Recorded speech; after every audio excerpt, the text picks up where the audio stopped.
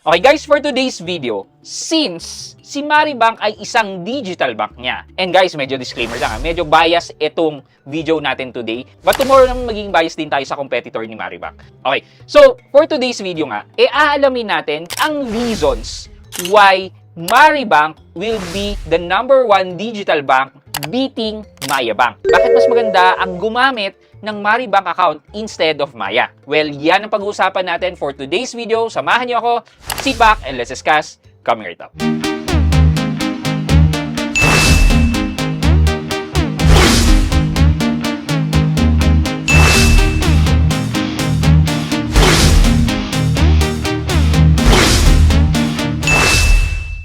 Hi guys, this is Pat and you're in Pat Quintos Review TV. So if you're new here to my channel, I do reviews about personal finance, meron na akong experience, or meron na akong knowledge na ginawang kanina videos and playlist, makikita nyo dito sa taas. At kung bago kayo dito sa channel ko, you may want to consider subscribing to my channel.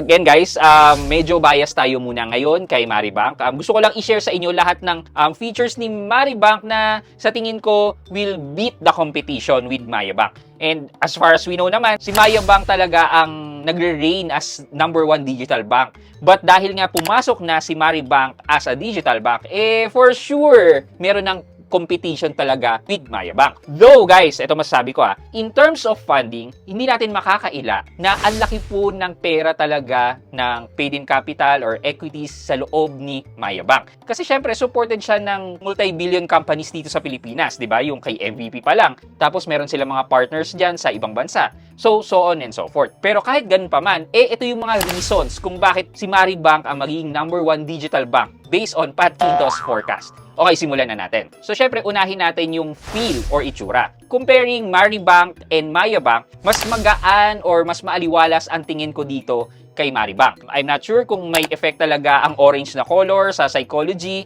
but feeling ko mas nakaka-capture ng mata itong apps and the user interface netong Maribank app versus dito kay Maya Bank. Pangalawa, medyo malinis talaga tingnan itong app ni Maribank versus dito sa app ni Maya Bank. Okay, next sa features and benefits na. Una, yung interest syempre. The base interest itself is 3.25%. Alam naman natin yon, basta ang pera mo ay less than 1 million, meron ka na kagad na 3.25% without doing anything because that's the base interest. But if your money goes up more than 1 million, it would be 3.75%. Medyo malaki na ang binawas from the start na 6%, but I can say okay na rin naman because when you compare the interest kay Maya Bank, the base interest naman kay Maya Bank ay 3%. Some would argue na hindi mas malaki pa rin ang interest dito kay Maya Bank. Well, isipin natin, saan mas malaki? Sa pera na 100,000 and below ba? Sa time deposit ba? Or sa deposit na more than 1 million? Kasi iba't iba din ang strength nila. Sa palagay ko, in terms of average interest, mas favorable kay Maribank. Bakit kamo? Kasi kung ang pera mo nga ay more than 100,000, edi you're much better banking with Maribank. But kung ang pera mo naman ay 100,000 below, then I would really do suggest na magbangko ka kay Maya Bank and do the mission. Pero kung ikaw yung tao na ayaw gumawa ng mission, you're better off using Maribank. Kasi without doing anything, that's 3.25%. But kung ikaw naman yung nag-aim talaga na makakuha ng mataas na interest, then go with Maya Bank. Yun nga lang, kailangan mong gumastos para mapataas mo ang interest mo. But in case naman na gumagastos ka talaga, nagbabayad ka ng bills mo, so on and so forth, then it's no longer a problem yung mission na yan. Pero masingit ko lang din na right now, gumagana pa rin yung workaround. But please, do that workaround on your own risk. So in case na may mangyari, at least alam nyo kung ano yung consequence na yan. The next reason is the bank transfer. Coming from 15, going to 50, now it's free bank transfer. And compare that with Maya.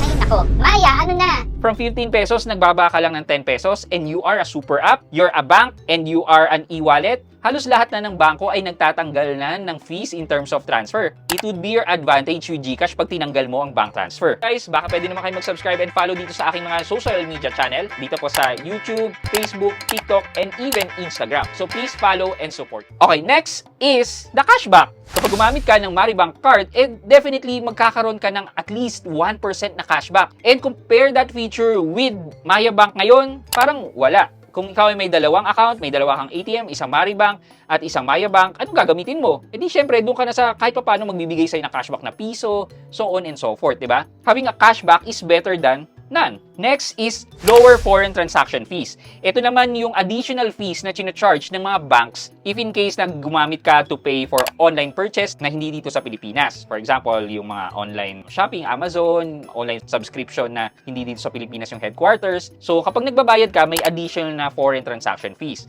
And comparing Maribank and Maya, the foreign transaction fees of Maribank is only at 2% compared with Maya at 2.75%. So kahit paano, much better using Maribank. Additionally, si Maribank ay may tinatawag ngayong Mari Loan na dating Mari Credit. Kung titingnan nyo at i-compare nyo itong Maribank Loan with Maya Easy Credit, the interest is far better with Maribank. So, currently, nasa 2.95% and pag meron kayong promo, na-slash pa yan up to 2.45%. While kay Maya Easy Credit, nasa 6 to 7%.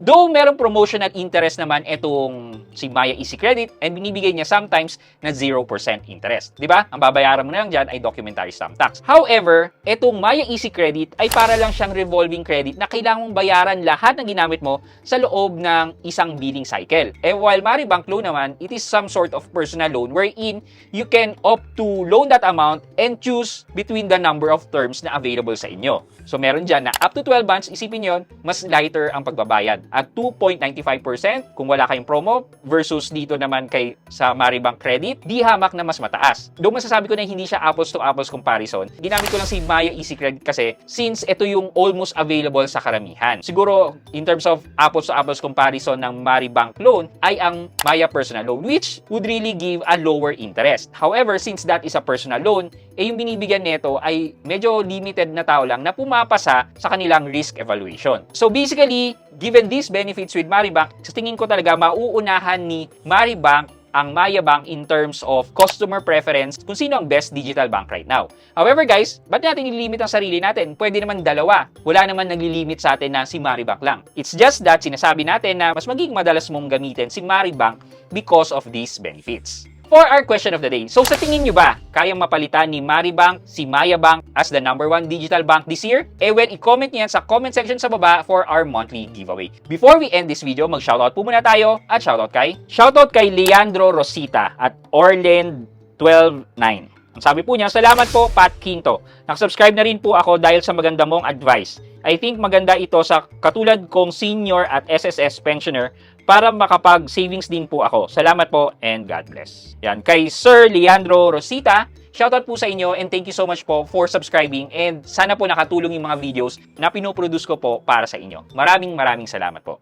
I hope you like this video, leave a thumbs up, and if not, wala nang problema dyan, but continue to support me by subscribing to my channel by clicking the subscribe button and also the bell button so subscribe para ma-receive kayo ng latest notification sa lahat ng upload ko. Again guys, this is Pat Quinto and you're in Pat Quinto's Review TV. Bye-bye!